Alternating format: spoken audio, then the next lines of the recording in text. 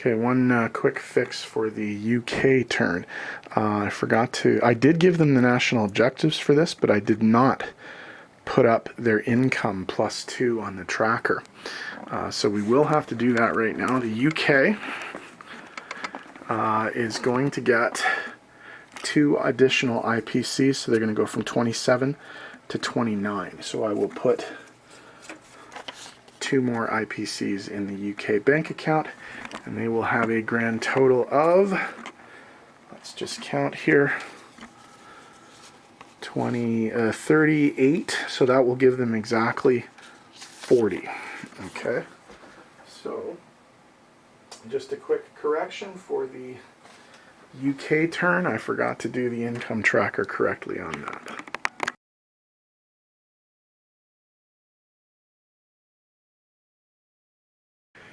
Okay, ANZAC Canada France turn 4. The Canadians have $21 to spend. They're going to spend 18 of it on 12 for a strategic bomber and 6 for 2 infantry. They're going to save 3 IPCs for the next round. The ANZAC forces are going to buy a new fighter, and they're going to buy a minor factory. And there are no combat moves anywhere on the board for either any of these 3 powers. So what we're going to do is all of the forces in New South Wales, the ground forces, are going to move up into Queensland. These guys are staying where they are.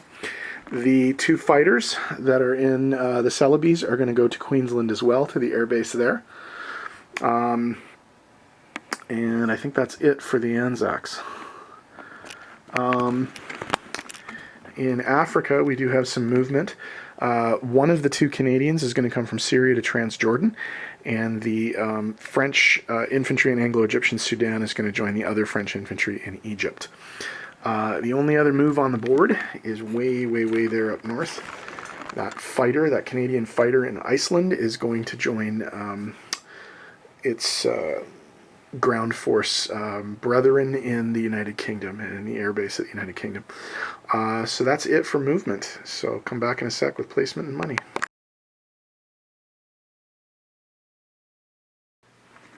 Okay, placement of new units for the Canadians. Their new bomber is going into Quebec, and 2 of their new infantry are going into Quebec.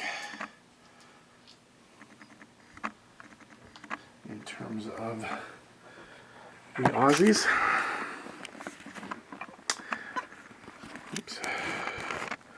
their new factory, of course, is going into Queensland, and one of their new fighters is they can't actually. The new fighter is not going into Queensland. It has to go into New South Wales because that factory is not yet active. So my mistake. I wasn't quite ready for that. So there's a fighter down here instead. Okay, income situation.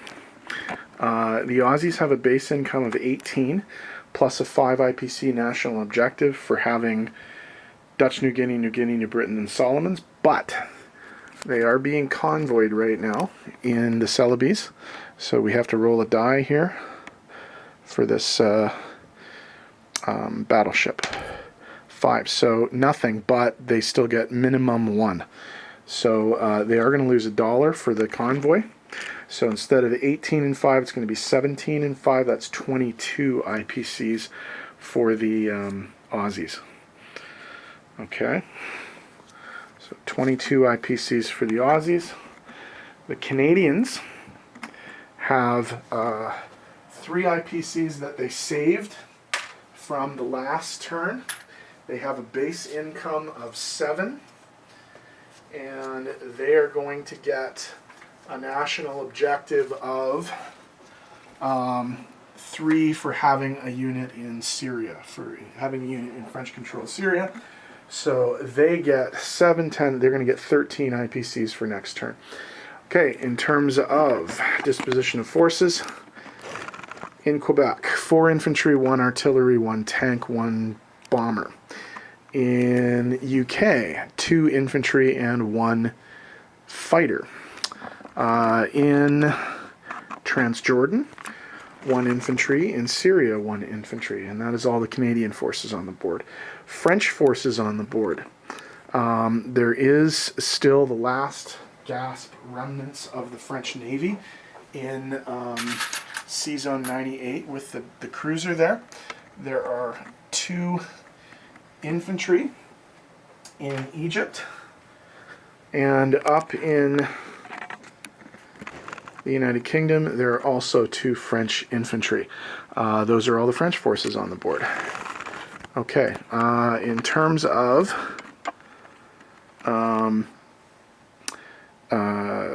the Aussies, in Sea Zone 62, 2 transports and a destroyer. In New South Wales, a fighter. In Queensland, 2 fighters, 3 infantry, 2 artillery, 2 anti-aircraft artillery. And in Celebes, 1 infantry. And in Java, 2 infantry. So that's all of the minor allied powers on the board. So that's it.